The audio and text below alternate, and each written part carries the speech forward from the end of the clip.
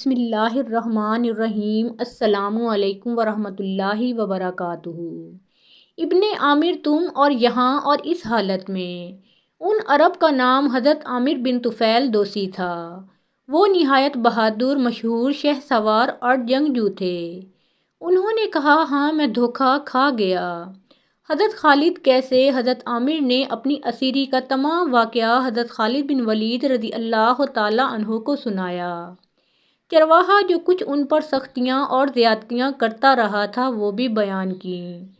حضرت خالد بن ولید رضی اللہ تعالیٰ عنہ کو غصہ آ گیا۔ انہوں نے تلوار کھینچ کر چرواہے پر ایسا وار کیا کہ اس کا سر قلم ہو کر دور جا گرا۔ سب سے پہلے انہوں نے حضرت عامر کی مشقیں کھولیں، پھر تمام بکریاں اپنے ساتھ لے لیں اور حضرت عامر سے دریافت کیا، ہمارا خط کہاں ہے؟ حضرت عامر کو حضرت خالد بن ولید رضی اللہ تعالیٰ عنہ نے خط دے کر حضرت ابو عبیدہ بن جراح کے پاس، جو ملک شام میں سپہ سالار تھے، بھیجا تھا۔ حضرت عامر نے جواب دیا، خط میرے پاس موجود ہے۔ حضرت خالد، کیا تم میں سفر کی قوت ہے؟ حضرت عامر، جی ہاں ہے۔ حضرت خالد، اچھا تو تم ابھی روانہ ہو جاؤ اور احتیاط کو اپنی چادر گردانو۔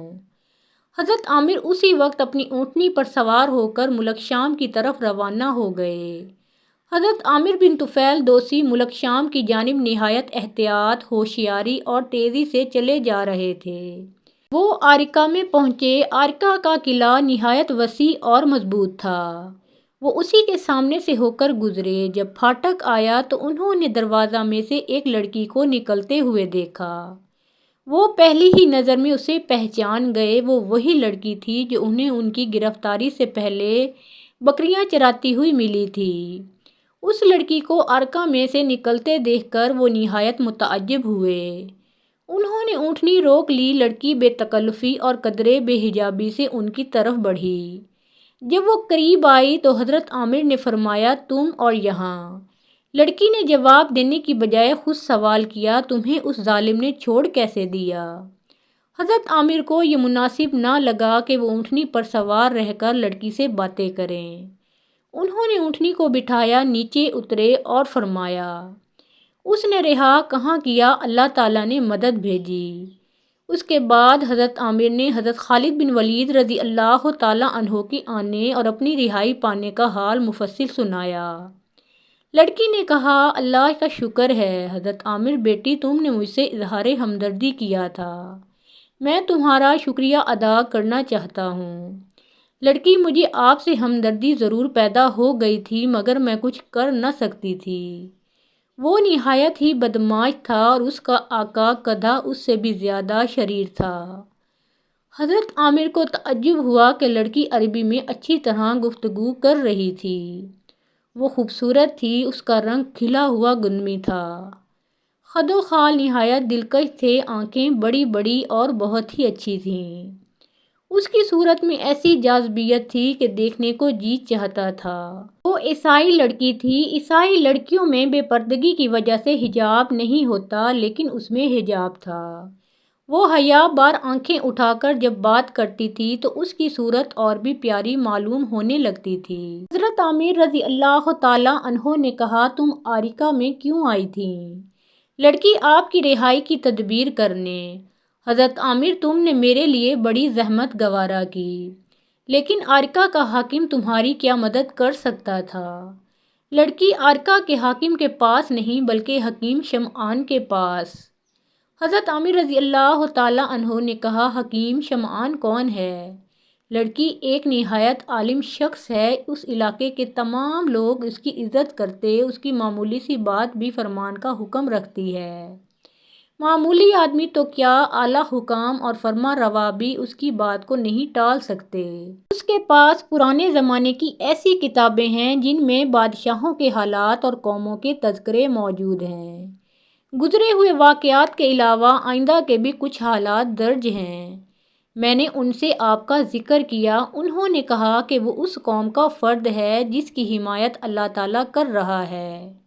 اس کی قوم تمام ملک شام پر قابض ہو جائے گی، اللہ اسے رہا کرائے گا۔ حضرت عامر، تو کیا حکیم کاہن ہے اور عراف ہے؟ عرب میں حضور صلی اللہ علیہ وآلہ وسلم کی ولادت کے وقت بہت سے ایسے لوگ تھے جو غیب دانی کا دعویٰ کرتے تھے۔ ان میں سے گزشتہ حالات بتانے والوں کو کاہن اور آئندہ کے حالات بتانے والوں کو عراف کہتے تھے۔ لڑکی نہیں، وہ نہ کاہن ہے اور نہ ہی عراف، البتہ ان کتابوں کے عالم ہیں جن میں گزشتہ حالات اور آئندہ کے واقعات لکھے ہیں۔ ان کتابوں کو ملاحم کہتے ہیں۔ ملاحم جمع ہے ملحمہ کے معنی مفسرین کے فتنہ و شورش اور حرب کے لکھے ہیں، یعنی وہ کتاب جس میں لڑائی، فتنہ اور شورش کا تذکرہ ہو۔ عیسائیوں میں اس وقت ایسی بہت سی کتابیں موجود تھیں۔ حضرت عامر انہوں نے کچھ اور بھی کہا تھا۔ لڑکی جی ہاں کہا تھا۔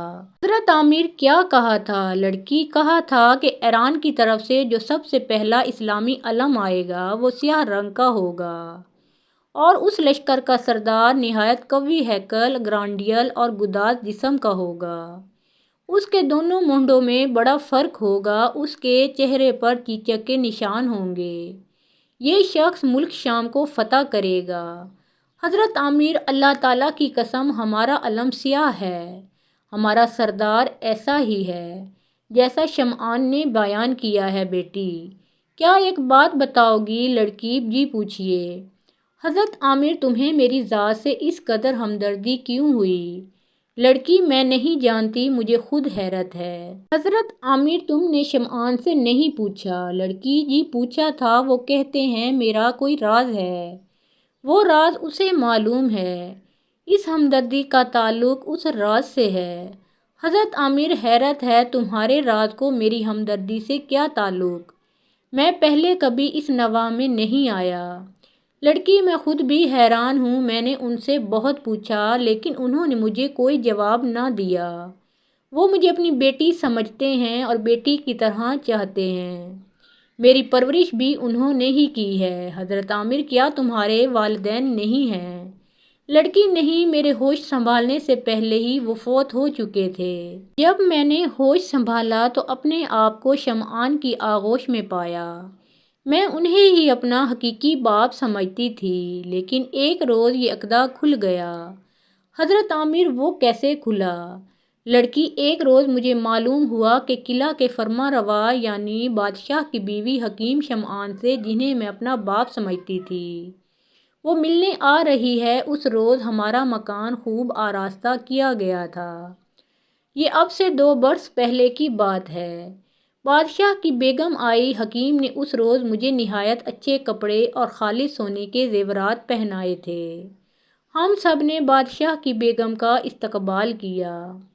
وہ نہایت شاندار عورت تھی، ایسے ریشمی کپڑے پہنے تھی جس کے دامنوں اور حاشیوں پر سنہری لیس لگی ہوئی تھی، جواہرات کے زیورات پہنے تھی۔ جب میں نے اسے سلام کیا تو اس نے مجھے بہت پیار کیا، گود میں اٹھا لیا، سینے سے لگایا۔ مجھے اس کی آغوش میں ماں کی سی گود کی راحت محسوس ہوئی۔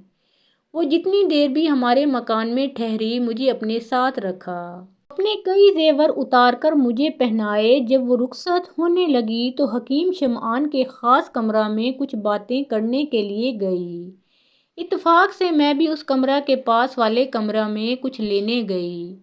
میں نے سنا کہ بادشاہ کی بیگم تیز لہجہ میں کہہ رہی تھی، میں شمعونہ کو ضرور لے جاؤں گی۔ حضرت عامر شمعونہ کون؟ لڑکی میرا نام شمعونہ ہے۔ حضرت عامر اچھا، وہ تمہیں اپنے ساتھ لے جانا چاہتی تھی؟ لڑکی جی ہاں۔ حکیم نے نرمی سے کہا، اب تم اسے نہیں لے جا سکتی۔ سوچو میں نے کس قدر تکلیفیں اٹھا کر اسے پالا ہے، وہ میرے گھر کا چراغ ہے، میرا گھر بے چراغ نہ کرو۔ میں کھٹکی کہ حکیم نے مجھے پالا ہے، کیا میں اس کی بیٹی نہیں؟ ابھی میں یہ سوچ ہی رہی تھی کہ بادشاہ کی بیگم نے کہا، اگر تم خوشی سے نہ دو گے تو میں زبردستی لے جاؤں گی۔ حکیم نے کہا، تم بادشاہ کی بیگم ہو، زبردستی لے جا سکتی ہو، لیکن 1 ہفتہ اسے اور میرے پاس رہنے دو، آئندہ اتوار کو لے جانا۔ بادشاہ کی بیگم رضامند ہو گئی۔ میں وہاں سے چلی آئی۔ تھوڑی دیر کے بعد بادشاہ کی بیگم رخصت ہونے لگی۔ اس نے مجھے بلایا۔ وہ اس وقت میری خوابگاہ کے کمرہ میں تھی۔ مجھے اس نے پیار کیا اور کہا شمعونہ تم ہمارے پاس رہو گی۔ میرے دل میں اس کی محبت پیدا ہو چکی تھی۔ میں نے کہا بڑی خوشی سے، میں تمہیں آئندہ اتوار کو لینے آؤں گی۔ لڑکی میں تیار رہوں گی بیگم، مجھے خوف ہے کہیں شمعان مجھے دھوکہ نہ دے، تمہیں کسی اور جگہ نہ پہنچا دے۔ لڑکی مگر وہ ایسا نہ کریں گے بیگم، اسے ایسا نہیں کرنا چاہیے، لیکن مشکل یہ ہے کہ اسے تجھ سے باپ جیسی محبت ہے۔ یہ دوسرا موقع تھا کہ میرے دل میں یہ کھٹک پیدا ہوئی کہ کیا شمعان میرا باپ نہیں ہے۔ میں نے بادشاہ کی بیگم سے کہا وہ میرے باپ ہیں، محبت ہونا قدرتی بات ہے۔ بادشاہ کی بیگم نے کہا وہ تیرا باپ، خیر اس سے کیا، ابھی مجھے کچھ نہیں کہنا چاہیے، ہاں اتنا ضرور کہتی ہوں کہ تم کہیں چلی نہ جانا۔ اتنے میں حکیم شمعان آ گئے، بیگم ہم سے رخصت ہو کر چلی گئی۔ ابھی شمعونہ نے اپنی داستان اتنی ہی بیان کی تھی کہ قلعہ کے اندر سے چند سوار نکلے۔ شمعونہ انہیں دیکھ کر گھبرا گئی۔ اس نے کہا مجھے ڈر ہے کہیں یہ مجھے گرفتار کرنے نہ آئے ہوں، آپ مجھے بچا سکتے ہیں؟ حضرت عامر ہاں بچا سکتا ہوں۔ شمعونہ مجھے اپنے ساتھ اونٹنی پر سوار کر کے لے چلیے، جلدی کیجیے۔ حضرت عامر نے جلدی سے شمعونہ کو اونٹنی پر سوار کیا، پھر خود سوار ہوئے اور اسے تیزی سے دوڑا دیا۔ خوش قسمتی سے سواروں نے شمعونہ کو نہیں دیکھا اور وہ آگے بڑھ گئے۔ حضرت عامر نے شمعونہ کو خوفزدہ دیکھ کر اور اس کی عاجزی سے مدد کرنے کی درخواست پر جلدی سے اسے اپنی اونٹنی پر بٹھا لیا اور تیزی سے وہاں سے چل بھی دیے۔ لیکن جب کچھ دور نکل گئے اور تعقب کا اندیشہ جاتا رہا تو انہیں یہ خیال آیا کہ ان کا یہ فعل عقل مندوں کی نگاہوں میں مناسب نہ ہوگا۔ ایک غیر کفو لڑکی کو بغیر کسی استحقاق اور زیادہ واقفیت کے اس طرح لے چلنا ٹھیک نہیں تھا۔ برابری کے رشتہ کے بغیر انہیں رہ رہ کر تعجب ہو رہا تھا کہ شمعونہ ان کے ساتھ آنے پر کس طرح تیار ہو گئی۔ وہ اس بات کو اچھی طرح جانتے تھے کہ عیسائیوں نے مسلمانوں کے خلاف غلط باتوں کا طومار باندھ کر ساری عیسائی قوم کو مسلمانوں کی مخالفت پر اس درجہ برانگیختہ کر دیا ہے کہ ان کی عورتیں اور بچے تک مسلمانوں سے سخت قسم کا تعصب رکھنے لگے ہیں۔ شمعونہ ایک عیسائی لڑکی ہے، وہ اچھی طرح جانتی ہے کہ میں مسلمان ہوں، وہ کیوں میرے ساتھ آنے پر تیار ہو گئی؟ کیا وہ تعصب نہیں رکھتی؟ شام کے قریب انہوں نے ایک درخت کے سایہ میں قیام کیا، درخت سے پتے توڑ کر اونٹنی کے سامنے ڈال دیے۔ عصر کی نماز پڑھی، نماز پڑھ کر انہوں نے شمعونہ سے دریافت کیا کہیں تم نے میرے ساتھ آنے میں غلطی تو نہیں کی شمعونہ؟ شمعونہ نہیں، میں نے غلطی نہیں کی ہے۔ حضرت عامر تم نے مجھ پر اعتماد کیسے کر لیا؟ شمعونہ مجھے حکیم شمعان نے کہا تھا کہ مسلمان نہایت نیک، دیندار اور خدا ترس ہوتے ہیں۔ اگر تو دیکھے کہ آجکا کے سپاہی تجھے گرفتار کرنا چاہتے ہیں اور کوئی مسلمان ہو تو اس مرد مسلمان کی حمایت میں چلی جانا۔ مجھے کیا معلوم تھا کہ چند ہی گھنٹے بعد یہ واقعہ پیش آ جائے گا۔ میں نے حکیم شمعان کے کہنے پر عمل کیا ہے۔ حضرت عامر اب تم کہاں جانا چاہتی ہو؟ شمعونہ جہاں آپ جائیں۔ حضرت عامر میں تو اسلامی لشکر میں جا رہا ہوں جو ملک شام کو فتح کرنے پر مامور ہوا ہے۔ شمعونہ اسلامی لشکر کہاں ہے؟ حضرت عامر قریب ہی ملک شام کی سرحد پر ہے۔ شمعونہ مجھے بھی وہیں لے چلیں۔ کیا مسلمانوں کے ساتھ عورتیں نہیں ہوں گی؟ حضرت عامر رضی اللہ تعالیٰ عنہ ضرور ہوں گی۔ ہم مسلمان اپنے اہل و عیال کو ساتھ لے کر جہاد پر جایا کرتے ہیں۔ شمعونہ بس تو میں اسلامی خواتین میں رہوں گی۔ حضرت عامر رضی اللہ تعالیٰ عنہ کیا تم اسے پسند کرو گی؟ شمعونہ کیوں نہیں، بڑی خوشی سے رہوں گی۔ حضرت عامر حکیم شمعان کو یہ بات ناگوار تو نہیں لگی ہوگی؟ شمعونہ ناگوار نہ لگی ہوگی، وہ عیسائیوں سے مسلمانوں کو اچھا سمجھتے ہیں۔ انہوں نے مجھے خود کہہ دیا تھا کہ اگر تم مسلمانوں میں چلی جائے تو مجھے اطلاع کر دینا۔ اب مغرب کا وقت ہو گیا تھا۔ حضرت عامر نے نماز پڑھ کر کھجوریں اور ستو تھیلے میں سے نکالے۔ کھجوروں کو مل کر پانی میں بھگویا، اس میں ستو ڈالے، گٹھلیاں نکال کر پھینک دیں۔ پہلے ایک پیالہ جو لکڑی کا تھا بھر کر شمعونہ کو دیتے ہوئے فرمایا، لو بیٹی پیو۔ شمعونہ، اتنا؟ یہ تو بہت زیادہ ہے۔ حضرت عامر، کچھ زیادہ نہیں ہے، پی بھی جاؤ۔ شمعونہ، نہیں، بہت زیادہ ہے، کچھ کم کر لیجئے۔ حضرت عامر نے اس میں سے کچھ کم کر کے فرمایا، لو پیو۔ شمعونہ نے لے کر پی لیا۔ اس کے بعد حضرت عامر رضی اللہ تعالیٰ عنہ نے پیا۔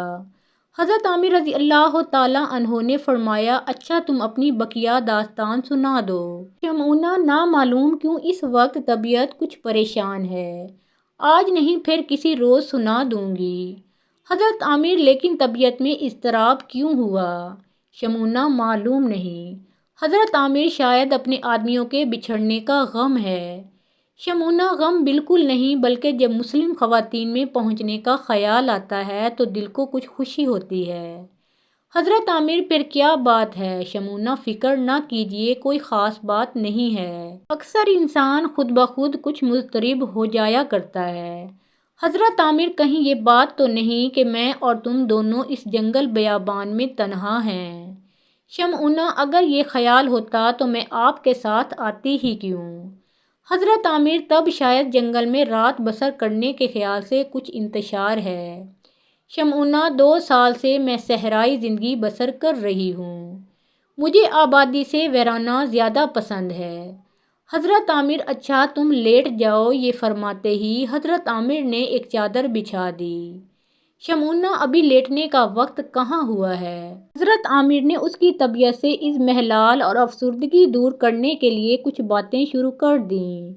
ان باتوں میں شمعونہ کا دل بہل گیا۔ جب عشاء کی نماز کا وقت ہوا تو حضرت عامر نے نماز پڑھی اور اپنے لیے دوسری چادر پہلی چادر سے ذرا فاصلے پر بچھا کر خود لیٹ گئے اور شمعونہ سے فرمایا، بیٹی اب تم بھی لیٹ جاؤ۔ شمعونہ بھی لیٹ گئی۔ حضرت عامر نے فرمایا، دیکھو تم مطلق نہ ڈرنا، میری نیند ایسی ہے کہ ذرا سے کھٹکے پر آنکھ کھل جاتی ہے، اول تو میں سوتا بہت کم ہوں۔ شمعونہ، اطمینان رکھیں، میں ڈروں گی نہیں۔ تھوڑی دیر میں شمعونہ غافل ہو کر سو گئی۔ حضرت عامر نے آہستگی سے اسے آواز دی۔ جب وہ نہ بولی تو انہوں نے فرمایا، معصوم سو گئی ہے، مجھے اس سے کس قدر محبت ہو گئی۔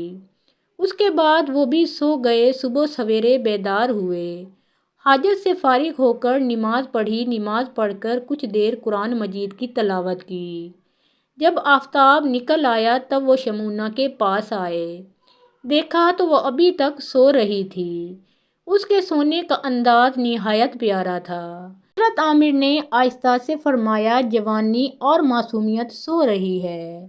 وہ پھر الگ جا بیٹھے۔ تھوڑی دیر کے بعد شمعونہ اٹھی، اس نے آنکھیں مل کر انگڑائی لی، چل کر حضرت عامر کے پاس آئی۔ حضرت عامر نے فرمایا، سو اٹھی شمعونہ؟ شمعونہ، جی ہاں، میں صبح سویرے اٹھنے کی عادی تھی، لیکن تعجب ہے آج دیر تک سوئی رہی۔ حضرت عامر، شاید رات کو آنکھ کھل گئی ہوگی۔ شمعونہ، نہیں، جب سے سوئی تھی اب تک سوتی ہی رہی۔ اگرچہ ابھی تک شمعونہ نے منہ ہاتھ نہ دھویا تھا، لیکن اس کی صورت اس وقت بھی بڑی پیاری معلوم ہو رہی تھی۔ حضرت عامر نے فرمایا، ذرا جلدی ضروریات سے فراغت کر لو۔ شمعونہ نے حاجت سے فارغ ہو کر ہاتھ منہ دھویا۔ اس عرصہ میں حضرت عامر نے اونٹنی پر پالان کسا، پیچھے کی طرف شمعونہ کو بٹھایا، آگے خود سوار ہوئے اور اونٹنی کو تیزی سے چھوڑ دیا۔ حضرت عامر نے فرمایا، اب تو طبیعت مضطرب نہیں ہے تمہاری شمعونہ؟ شمعونہ، جی نہیں۔ حضرت عامر، تو اپنی داستان کہہ ڈالو۔ شمعونہ، میری داستان کچھ دلچسپ نہیں ہے اور کسی وقت سن لیجیے گا، میں سب سنا دوں گی۔ اچھا ہے، کہیں اطمینان سے بیٹھ کر سناؤں۔ حضرت عامر، ٹھیک ہے، شاید ہم کل اسلامی لشکر میں پہنچ جائیں، وہیں چل کر سنانا۔ شمعونہ، چاہتی میں بھی یہی ہوں۔ ان دونوں نے دوپہر کو ایک سایہ دار درخت کے نیچے آرام کیا۔ اس وقت دونوں نے کھجوریں کھا کر پانی پی لیا، تیسرے پہر کو پھر چل پڑے۔ عصر کے وقت وہ ایک گرجا کے سامنے پہنچے۔ یہ گرجا ایک بلند ٹیلہ پر چشمہ کے کنارے ایک پرفضا مقام پر واقع تھا۔ گرجا کے احاطہ سے باہر ایک بوڑھا پادری کھڑا تھا۔ اس نے جب ایک عیسائی لڑکی کو ایک مسلمان کے ساتھ جاتے دیکھا تو اسے تعجب ہوا۔ اس نے اشارہ سے حضرت عامر کو اپنے پاس بلایا۔ جب حضرت عامر اس کے پاس پہنچے تو اس نے کہا، تم اس عیسائی لڑکی کو کہاں لے جا رہے ہو؟ حضرت عامر، اس لڑکی ہی سے دریافت کیجئے۔ شمعونہ، میں خود مسلم خواتین میں جا رہی ہوں۔ پادری، کیوں؟ میری خوشی۔ پادری نے حضرت عامر سے دریافت کیا، تم کون ہو اور کہاں جا رہے ہو؟ حضرت عامر، میں حضرت خالد بن ولید رضی اللہ تعالی عنہ کا قاصد ہوں، اسلامی لشکر کی طرف جا رہا ہوں۔ پادری، حضرت خالد کے قاصد ہو؟ کیا انہی حضرت خالد کے جو اپنی دلیری کی وجہ سے مشہور ہو گئے ہیں، جنہوں نے سب سے پہلے موتا کے مقام پر عیسائیوں کو زبردست ہزیمت دی تھی؟ حضرت عامر، جی ہاں پادری، یہ شخص زبردست فاتح ہے۔ مجھے ان کے حالات سننے کا بڑا اشتیاق ہے۔ اگر آپ آج رات کو یہاں قیام کر کے ان اسلامی سپہ سالار کے حالات سنا دیں تو بڑی مہربانی ہوگی۔ میں بھی کچھ ان کے متعلق بتاؤں گا۔ اگر آپ یہاں سے آگے بڑھ گئے تو رات جنگل میں بسر کرنی ہوگی، اس سے اچھا ہے کہ یہیں ٹھہر جائیں۔